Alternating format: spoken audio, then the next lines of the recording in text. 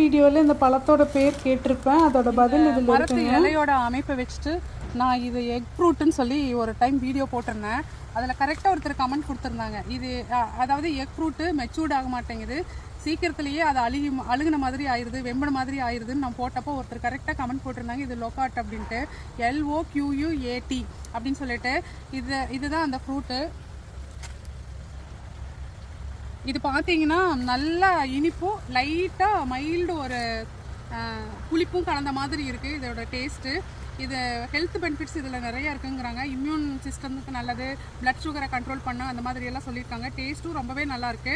இது நாங்கள் north India tour போயிருந்தப்போ அந்த டெல்லி அக்சர்தாம்லேருந்து டெல்லிக்கு போகிற வழியிலே இது தள்ளு வண்டியில் வச்சுருந்தாங்க இந்த ஃப்ரூட்டு. லாங்குவேஜ் ப்ராப்ளத்தினால எங்களுக்கு அது என்ன ஃப்ரூட்டு என்னென்னு கம்யூனிகேட்டும் பண்ண முடியல.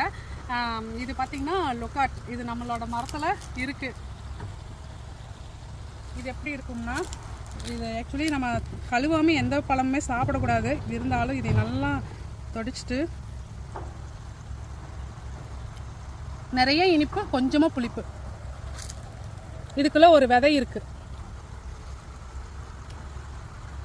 இந்த மாதிரி ஒரு 2 விதை இருக்குது. இதுக்குள்ளே ஒரு விதை இருக்குது.